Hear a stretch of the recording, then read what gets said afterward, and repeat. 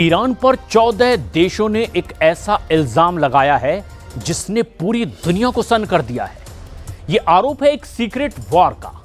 अमेरिकी राष्ट्रपति Donald Trump, Britain, France, Germany और कनाडा समेत पश्चिमी देशों ने कहा है कि ईरानी इंटेलिजेंस एजेंसियां अब सीधे सीधे उनकी सरजमी पर हत्या और अपहरण की साजिश रच रही है। ऐसे में सवाल यह है कि क्या ईरान छुप करके एक वर्ल्ड वॉर मोड में आ चुका है और क्या 12 दिन की खुली जंग के बाद अब ईरान गुप्त दरवाजे से दुश्मनों को सबक सिखाने की कोशिश कर रहा है।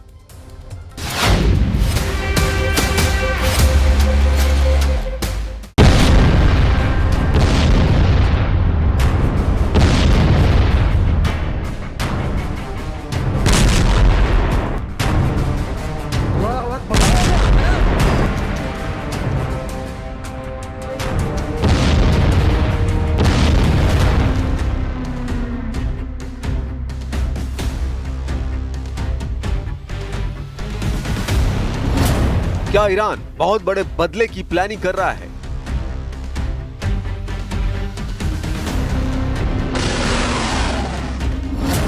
क्या खमेनी के लड़ाकों की जद में 14 देश आ चुके हैं?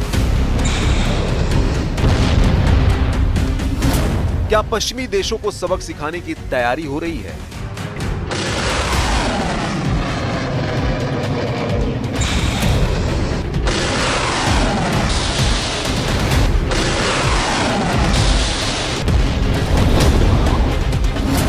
चौदह देशों पर चला खामेनेई का खुफिया खंजर।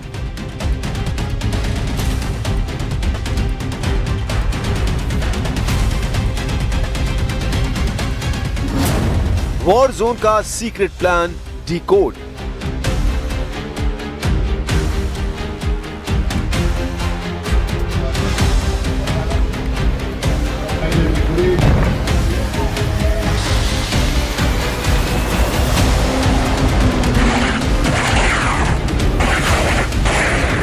इस वक्त दुनिया पर तीसरे विश्व युद्ध का साया मंडरा रहा है, क्योंकि रूस और यूक्रेन के बीच जारी भीषण जंग के बीच पश्चिम एशिया से एक ऐसी लहर उठने वाली है जिसने अमेरिका और ब्रिटेन समेत 14 देशों में हड़कंप मचा दिया है।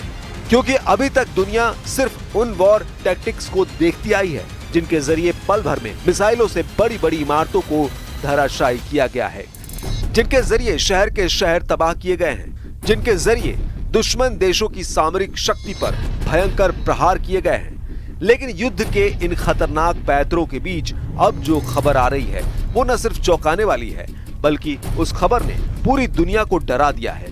क्योंकि इस खबर के केंद्र में है ईरान, इस खबर के केंद्र में है सुप्रीम लीडर आयतुल्लाह खामेनेई, यानी वो शख्स जिसने इजराइल अमेरिका के साथ हुई 12 दिन की जंग में भारी नुकसान को सहा है। और अब उसी देश यानी ईरान पर दुनिया के ताकतवर देशों ने ऐसा आरोप लगाया है जो किसी जासूसी थ्रिलर से कम नहीं है। अमेरिका, ब्रिटेन, फ्रांस, कनाडा समेत 14 देशों ने मिलकर ईरान की खुफिया एजेंसी MOIS पर बेहद संगीन आरोप लगाया है। एक ऐसा आरोप जो दुनिया को तीसरे विश्व युद्ध की आग में झोंक सकता है।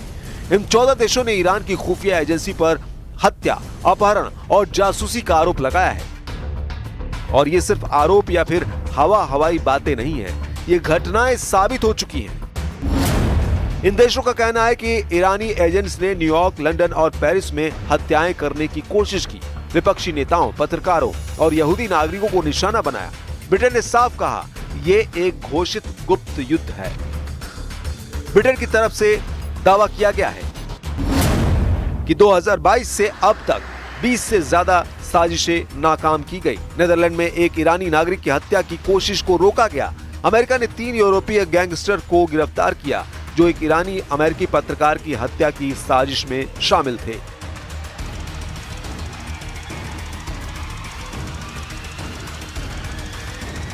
लेकिन यह मामला सिर्फ आम लोगों या पत्रकारों की हत्या की साजिशों से ही नहीं जुड़ा है।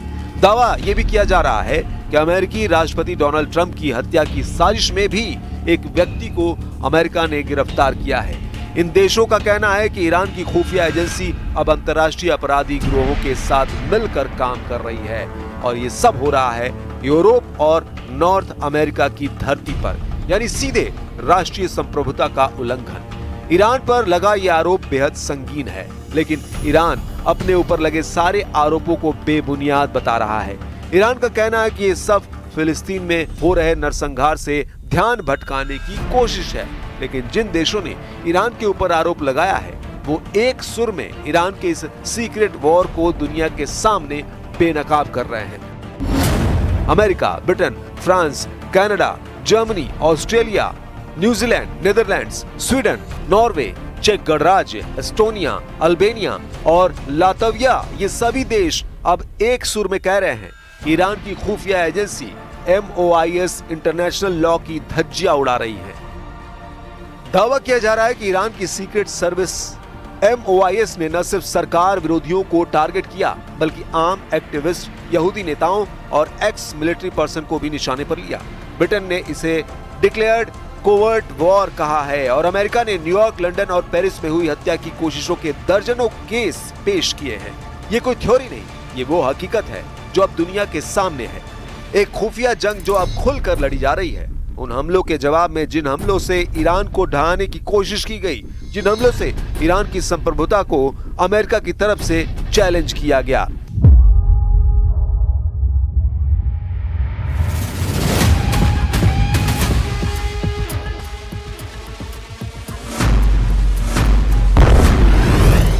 ईरान की रणनीति अब साफ है, दुनिया भर में फैले असहमति के सुरों को खामोश करना और अमेरिका इजराइल के खिलाफ बदले की कार्रवाई को अंजाम देना।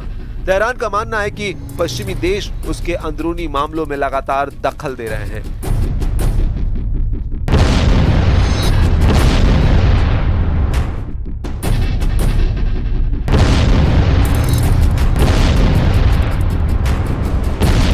चाहे वो महिलाओं के हिजाब आंदोलन हो या न्यूक्लियर डील। इसी सोच के तहत ईरान की खुफिया एजेंसी MOIS और कट्टर सैन्य संगठन IRGC अब उन एक्टिविस्ट, पत्रकारों और पूर्व सैन्य अधिकारियों को रिमोटली खत्म करने की कोशिश कर रहे हैं जो यूरोप और अमेरिका में बैठकर ईरानी शासन के खिलाफ आवाज उठा रहे हैं। हाल ही में IRGC के पूर्व अधिकारी ने बताया कि उन्होंने विदेशों में विरोधियों की हत्या की निगरानी की, स्पेन के आतंकवादी गुटों को पैसे देकर, पेरिस में ऑपरेशन चलाकर और यहां तक कि फ्रांस को धमकी देकर अपने एजेंट को छुड़वाया। ये कोई छुपी हुई रणनीति नहीं, बल्कि एक खुला ऐलान है कि ईरान अब अपनी लड़ाई सीमाओं के पार ले गया है और उसका मकसद है खामोशी से लेकिन बेरहमी से विरोध को मिटाना। सबसे बड़ी बात यह है कि जिन 14 देशों ने ईरान के ऊपर ये आरोप लगाए हैं, उन्होंने बाकायदा टाइमलाइन तैयार की है, सबूत जुटाए हैं और हर एक सिरे को एक दूसरे से लिंक किया है। 2022 में न्यूयॉर्क की सड़कों पर एक खौफनाक साजिश रची गई थी। ईरानी महिला एक्टिविस्ट मसीह अलीनेजाद की हत्या की गई। एक ईरानी एजेंट AK-47 और स्की मास्क के साथ उनके घर के बाहर मंडरा रहा था, लेकिन वक्त रहते FBI ने उसे दबोच लिया। ये कोई पहली कोशिश नहीं थी। ईरान पहले भी 2 बार मसीह को खत्म करने की कोशिश कर चुका है। मसीह अलीनेजाद एक जानी मानी ईरानी अमेरिकी पत्रकार, लेखक और महिला अधिकार कार्यकर्ता हैं, जो ईरान के कट्टर शासन के खिलाफ मुखर आवाज रही हैं। उधर कोर्ट में पेश सबूतों से खुलासा हुआ कि ईरान की खुफिया एजेंसी MOIS और IRGC ने पूर्वी यूरोप के गैंगस्टर्स को हायर किया, फेक पासपोर्ट, क्रिप्टो पेमेंट्स और टेलीग्राम चैट्स के जरिए ऑपरेशन चलाया। लंदन में कई पत्रकारों को टारगेट लिस्ट में पाया गया और ऑस्ट्रेलिया, जर्मनी, स्वीडन के पास भी ऐसे हत्या के सबूत हैं जो बताते हैं कि ईरान अब विरोधियों को सिर्फ देश के अंदर नहीं बल्कि दुनिया भर में खत्म करने की रणनीति पर काम कर रहा है।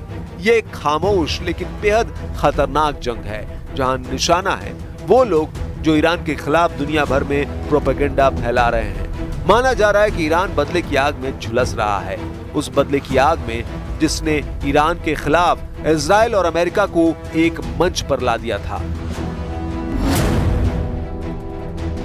दुनिया ने देखा कि कैसे इजराइल ने ईरान के खिलाफ एक खुले युद्ध का आगाज किया।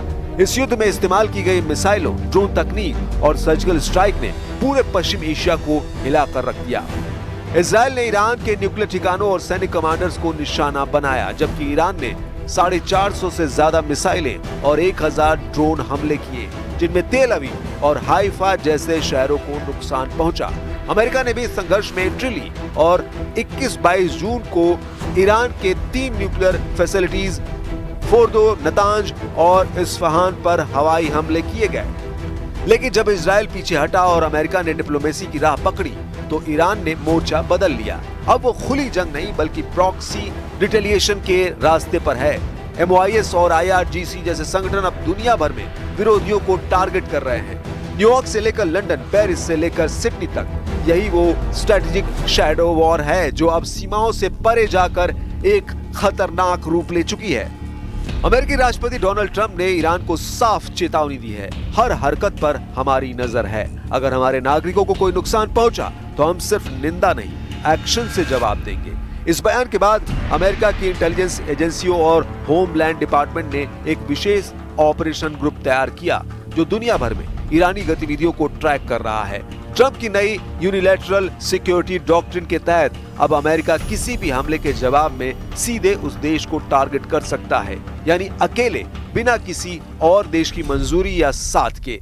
ये रणनीति उस समय सामने आई जब उन 12 दिनों की जंग के दौरान ईरान ने अमेरिका के सैन्य बेस पर मिसाइलें दागी और ट्रंप ने उसे बहुत कमजोर हमला बताते हुए कहा, अगर दोबारा ऐसा हुआ तो हम फिर से बमबारी करेंगे। अब ये साफ है कि अमेरिका इस शैडो वॉर को सिर्फ डिप्लोमेसी से नहीं बल्कि निर्णायक सैन्य कार्रवाई से भी जवाब देने को तैयार है।